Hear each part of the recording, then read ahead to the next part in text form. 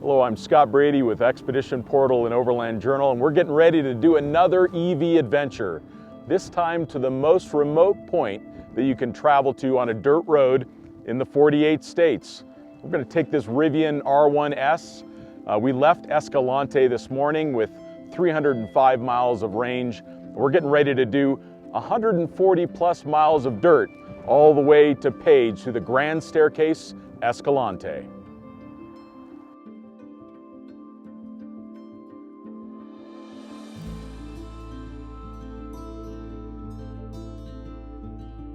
All right, so we just left the pavement a little bit ago, and we turned onto Hole in the Rock Road out of Escalante, and we are heading south. Now, this is a really well-maintained gravel road, which is going to do a lot to assist with our range. So we're going to be able to cruise along at that 45 to 50 mile an hour range, which just gives really optimal range economy, optimal battery economy.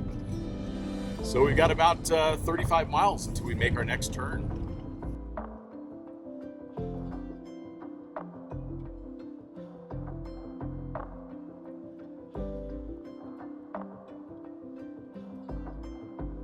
So we're just departing the Hole in the Rock Road, and we're turning on to 50 Mile Bench Road. And this is going to take us a significant way up the bench itself and allow us to access that most remote point on a road.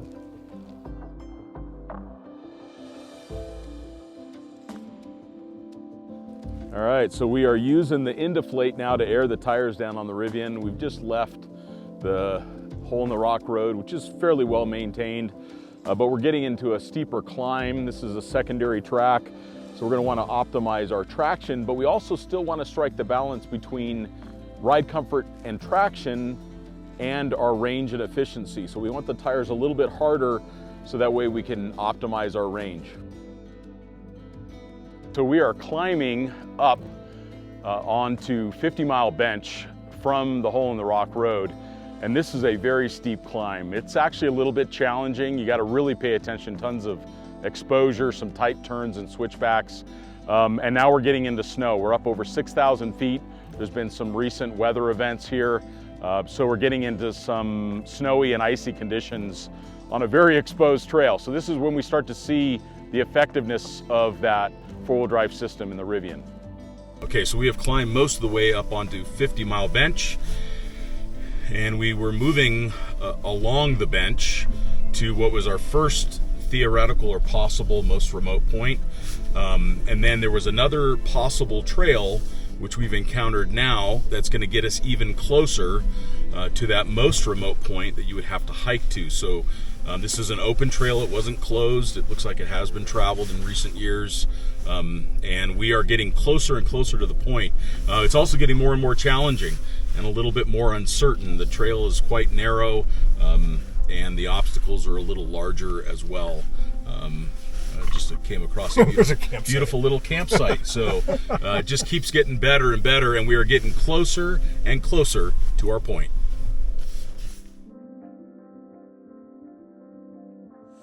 All right, so we're looking at Onyx to just confirm our location in reference to other tracks, just to confirm that we're as close as possible.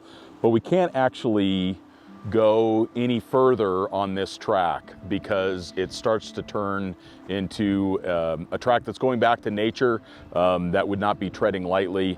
So we're currently on an established trail. This comes out to a beautiful campsite, a stunning place to spend in the most remote point in the lower 48 states. We have made it to the most remote point in the lower 48 states that you can access on a road, and we just did that in an EV.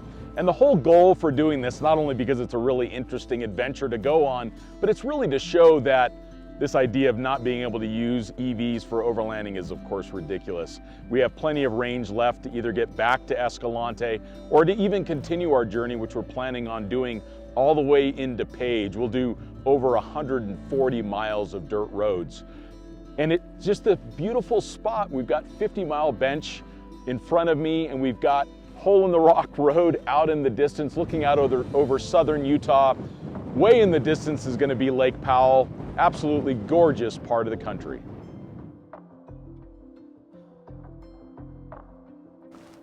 So part of the fun of doing something like the most remote point when it's not been done before in this way is you got to make sure that you validate all your assumptions, and that includes checking some of the other side trails that may even get you closer.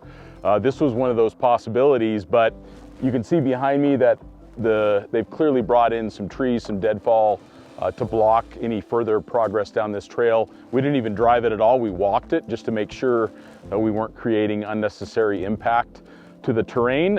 This is not going to be a way to get closer to that remote point, so the one that we made it to is the most remote. All right, so we are heading down the switchbacks from 50 Mile Bench back down towards Hole in the Rock Road, and they are extremely steep. And not only are they steep, they're quite long, so you've got miles of climbing, which really had a negative range impact on us when we got up to the top and got to the most remote point. But now we get to go back downhill, so we're getting to take advantage of max regen during the descent of all of these switchbacks. And we started the descent with 190 miles of range remaining, and even though we've gone several miles, we actually haven't seen it drop below 190 yet. And I actually suspect by the time we get back to the bottom, we'll have actually regened several additional miles of range that we can use for the rest of our journey.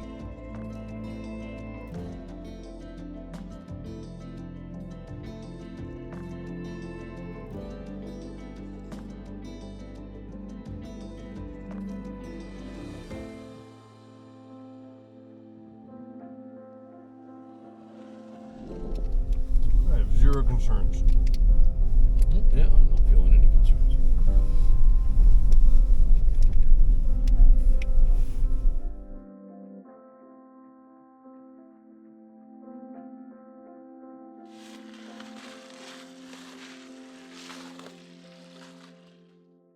And I don't know if you can hear that noise, but oh wait, there actually is no noise because this is an EV, and it's one of my favorite things about EVs when I'm in the backcountry is that they just don't make a bunch of noise. All you hear is a little bit of tire noise, but you just get to enjoy nature, and it is beautiful right now. So here we are going through left-hand Colic Canyon. This is a beautiful backcountry trail, and we're using this to connect back down to Page.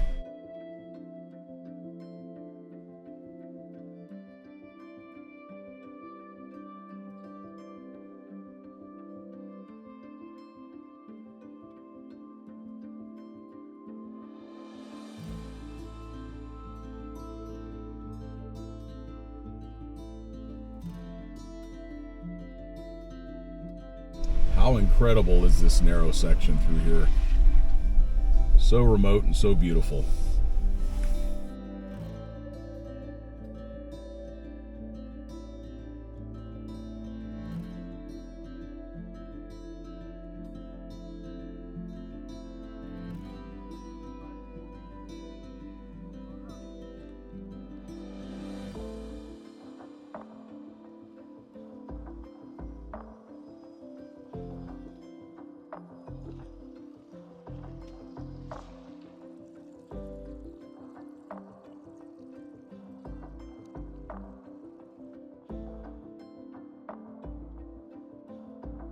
Okay, so a couple thoughts around remote travel in an EV.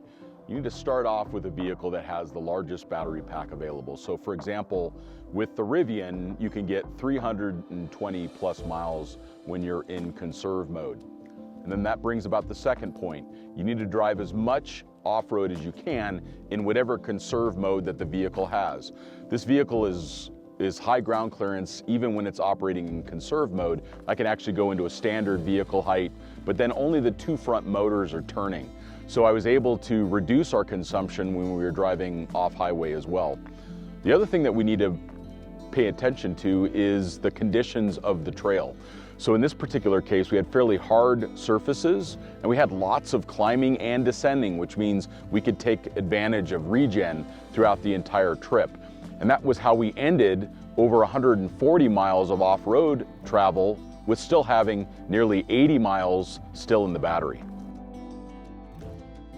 So we have completed our journey. We have made it to the most remote point, and we're starting to wrap up the trip. In fact, we're parked here in a beautiful part of the Navajo Nation, the Vermilion Cliffs over my shoulder, and I could not be more impressed with this Rivian R1S. It's truly a class-leading SUV in its own right, but it's also a great tool for adventure. That's what we wanted to show on this trip, is that you can take EVs to very remote locations. You can absolutely overland with an EV, and we just did that today.